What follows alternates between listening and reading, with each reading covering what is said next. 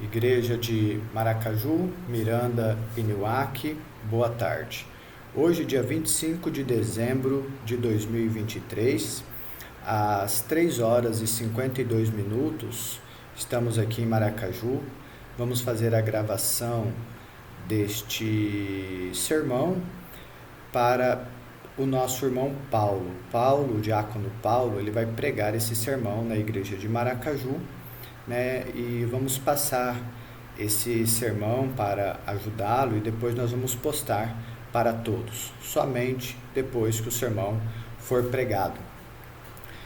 Vamos orar, meus irmãos e irmãs, para darmos início a esta meditação na palavra de Deus. Senhor, obrigado por esse dia.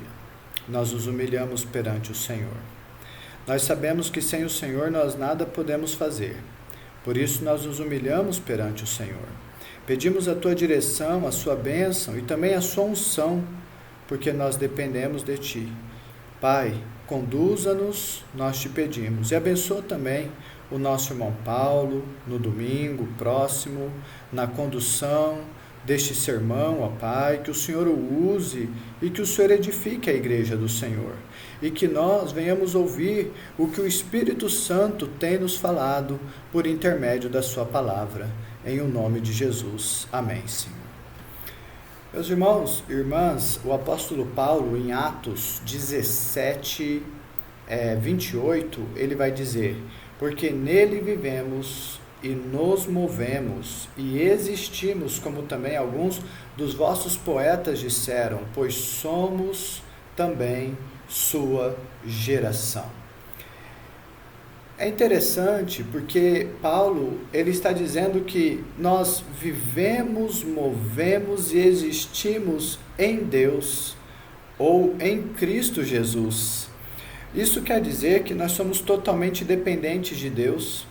Jonathan Edwards, que viveu de 1703 a 1758, o famoso autor do sermão Pecadores nas mãos de um Deus irado, citou o seguinte em seu sermão: portanto, o fato é que os não convertidos estão seguros pela mão de Deus sobre o abismo do inferno. Eles merecem o lago de fogo e já estão sentenciados a ele. Deus está terrivelmente provocado. Sua ira contra eles é tão grande quanto para com os que já estão sofrendo agora a execução da fúria, de sua fúria ou de sua ira no inferno. E eles nada fazem, nem ao menos para dirimir ou aplacar esta ira de Deus. Nem Deus está minimamente preso por qualquer promessa de sustentá-los sequer por um instante. O diabo espera por eles, o inferno escancara a sua boca por eles, as chamas se ajuntam e queimam ardentemente à sua espera para engoli-los. O fogo latente em seus corações está lutando para explodir e eles continuam sem interesse em qualquer mediador com letra maiúscula se referindo a Jesus Cristo. Não há, portanto, meio algum às vistas para livrá-los.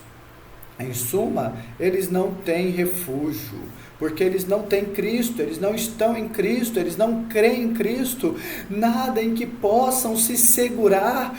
Tudo que os preserva a cada momento é a mera vontade livre e a clemência desobrigada e desimpedida de um Deus indignado.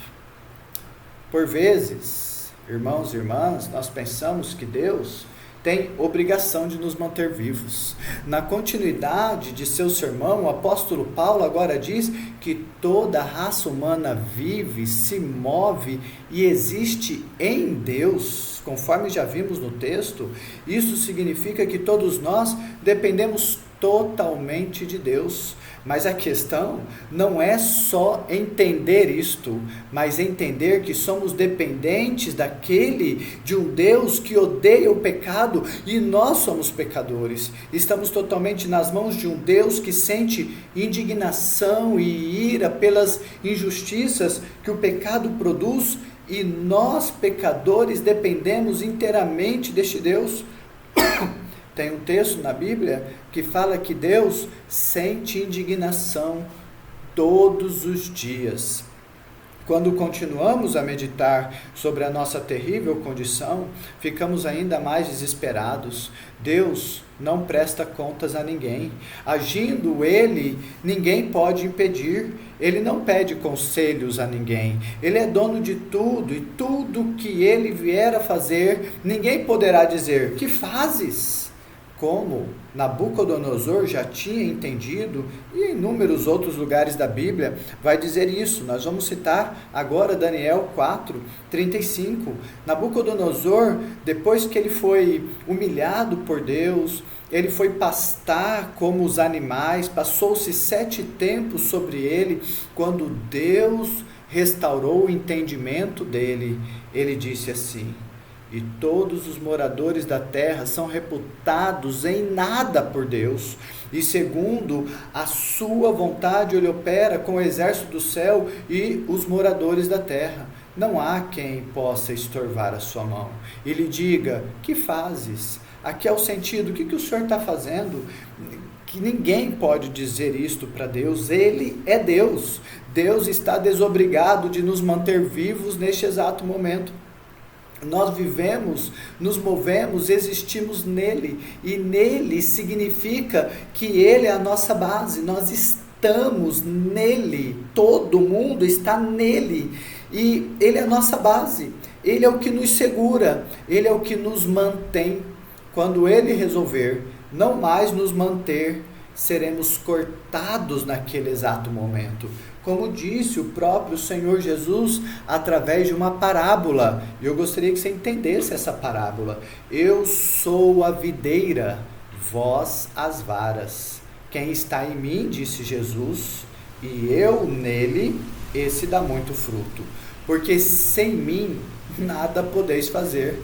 Ou seja, nós nada podemos fazer sem aquele que nos mantém. Porque se ele nos soltar, nós estaremos totalmente perdidos. Se alguém não estiver em mim, Jesus continua, será lançado fora como a vara e secará. E o que fazem com uma vara seca quando ela está cortada da videira ou do pé de uva? Colhem essa vara e o lançam no fogo e ardem. Aqui é uma parábola que Jesus está usando do inferno. Quem não está em Jesus será lançado no inferno. Já está decretado. Porque a pessoa que não está em Jesus nesse exato momento e ela está viva na terra, não tem nada que impeça de Deus, o Deus irado contra essa pessoa, nesse exato momento, soltá-lo direto para o inferno. Nada segura o Senhor. Deus está desobrigado por qualquer promessa. Se essa pessoa ainda estivesse em Cristo abundam as promessas de Deus, mas fora de Cristo não há nada que mantenha essa pessoa viva. Deus, a graça, a livre vontade de Deus, a clemência de Deus, a paciência de Deus ainda não soltou essa pessoa para que essa pessoa fosse para o inferno. Todos nós, meus irmãos e irmãs, somos ímpios e pecadores. Só existe um lugar de refúgio para nós e ele se chama Jesus Cristo. Em Cristo abundam as promessas de graça e misericórdia da parte de Deus para com os pecadores, mas fora de Cristo abunda a ira crescente de um Deus irado, mantendo vivo um pecador que o ofende diariamente e multiplica os seus pecados e provoca aquele que o sustém. Quanto mais longe de Cristo, mais perto do inferno estamos. Quanto mais longe do Salvador Jesus, mais ira acumulamos sobre as nossas cabeças para o dia da ira. Quando o ser humano entender que vive, se move e existe nele, se renderá totalmente perante o seu Criador e lhe implorará que tenha misericórdia de tão vil pecador. Passará a andar humildemente com o seu Deus, pois somente pela graça e livre vontade dele poderá poupar a sua alma das chamas eternas. Passará a agradá-lo, passará a servi-lo com alegria, beijará o filho para que não se irrite. Como está escrito no Salmo 2: servi ao Senhor com temor e alegrai-vos com tremor. Beijai o filho. Aqui significa beijai a Jesus, agradar a Jesus, para que não se ire e pereçais no caminho. Quando em breve se acender a sua ira, bem-aventurados todos aqueles que nele confiam. Não provoque o Filho de Deus. Não provoque a palavra encarnada de Deus, que é sinônimo de Bíblia também. Beije a Jesus. Negue a si mesmo. Tome a sua cruz e siga a Jesus diariamente. A felicidade, meus irmãos, é daqueles que confiam, bem-aventurados aqueles que confiam nele. A felicidade é daqueles que confiam nele, não é daqueles que confiam em si mesmos, daqueles que confiam nos médicos, nas forças armadas, como se o exército fosse a nossa salvação, nos policiais ou nos advogados. A felicidade não é daqueles que confiam em seu próprio dinheiro ou em sua própria sabedoria.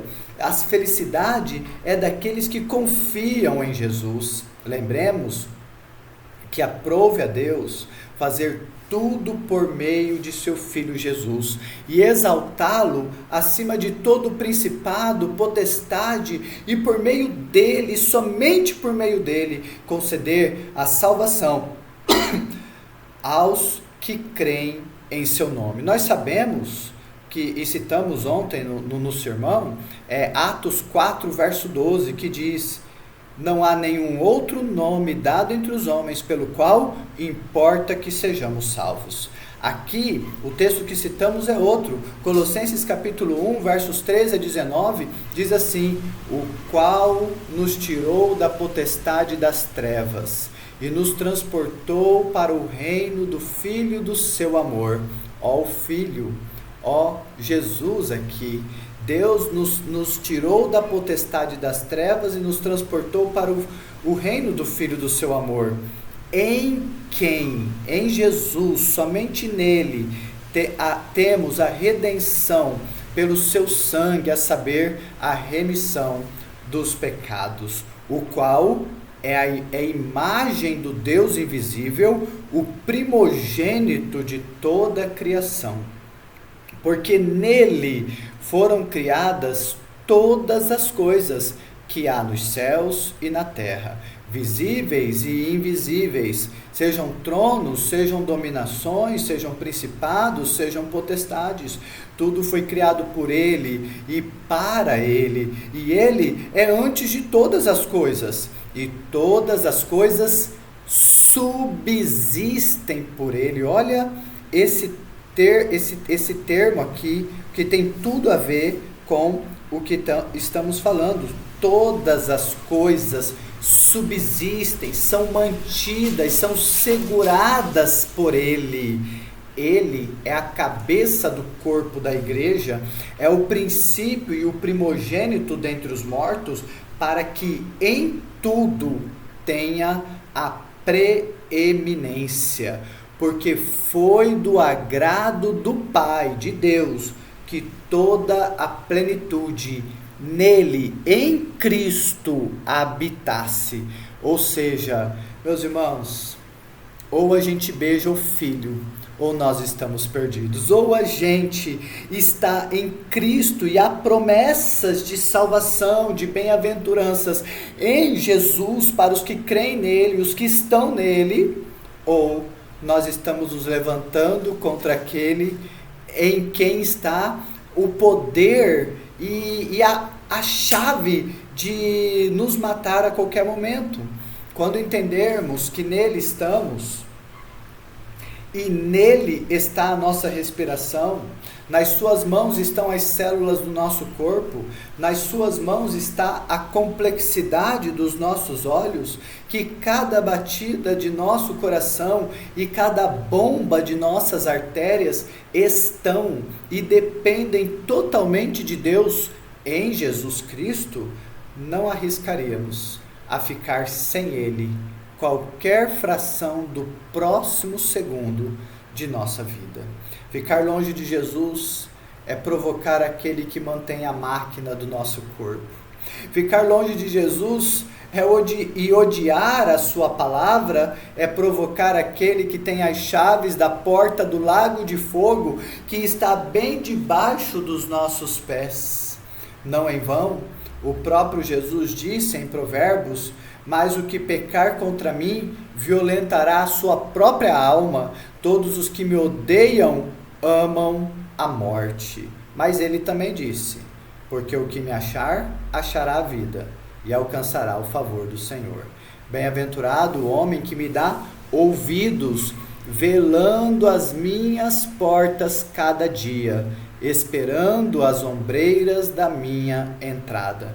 E esse me dá ouvidos e velando as minhas portas cada dia para me ouvir, significa meditar na palavra de Deus diariamente. Que o amemos, meus irmãos, que amemos a Jesus, que beijemos o Filho, que não o provoquemos, afinal, nele vivemos, nos movemos e existimos. Segundo lugar, o apóstolo Paulo vai dizer, como também alguns dos vossos poetas disseram, pois somos também sua geração. Primeiro, nós precisamos resolver aqui um problema, infelizmente, não deveria existir, mas ele existe. Infelizmente, ele está dentro da igreja e ele está matando muita gente dentro da igreja. Então, a gente precisa resolver um problema de interpretação venenosa.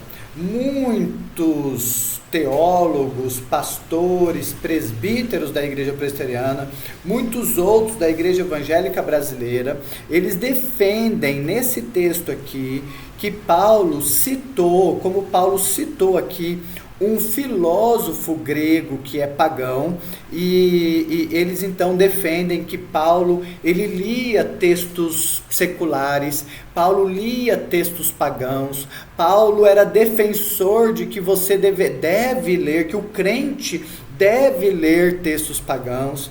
Meus irmãos, e aí nós temos que resolver esse problema aqui, infelizmente, antes de entrarmos naquilo que Paulo realmente está dizendo no texto. Este texto citado por Paulo, como também alguns dos vossos poetas disseram, pois também somos sua geração, não está aqui para defender que Paulo era a favor da leitura de textos seculares, e muito menos que Paulo está ensinando a igreja a ler escritos pagãos para poder reter alguma coisa boa desses escritos. Existe muita diferença, meus irmãos, entre julgar o que chega até você e você ir atrás de leituras pagãs para selecionar alguma coisa boa dali. A situação chega até você e você examina para ver se aquilo procede ou não. A outra é você ir atrás, é você ficar lendo, buscando para tentar tirar alguma coisa boa dali. Paulo, ele não está dizendo que você deve buscar a leitura pagã ou a leitura secular, os escritos seculares, porque senão Paulo estaria indo contra as escrituras que dizem que nós devemos ler a Bíblia diariamente, buscar a Deus. Em nenhum lugar fala para se buscar. Então Paulo, ele está falando assim, quando as coisas chegam na sua mão, você deve analisar e ver se aquilo é de Deus ou não. E se o que não é, você joga no lixo, você queima. E aquilo que é, você retém o que é bom. É mais ou menos, é exatamente isso que Paulo está dizendo. Existe uma confusão, para não dizer uma deturpação proposital das Escrituras Sagradas por parte, meus irmãos, não é as escrituras sagradas que está propositalmente deturpando alguma coisa, não, mas muitos líderes cristãos estão deturpando propositalmente as escrituras sagradas para angariarem alunos ou clientes para suas empresas educacionais. Que por vezes se acredita que aquelas empresas educacionais cristãs ou que levam o nome de evangélico estão ali para a glória de Deus, mas na verdade o que vemos ali é a glória dos homens. Um texto muito citado pelos defensores de que o crente deve ler escritos seculares, meus irmãos, é o seguinte: a citação de Paulo, ou a carta de Paulo, de 1 Tessalonicenses, capítulo 5, verso 21, quando Paulo diz: examinai tudo e retende o que é bom. Entretanto, como sempre,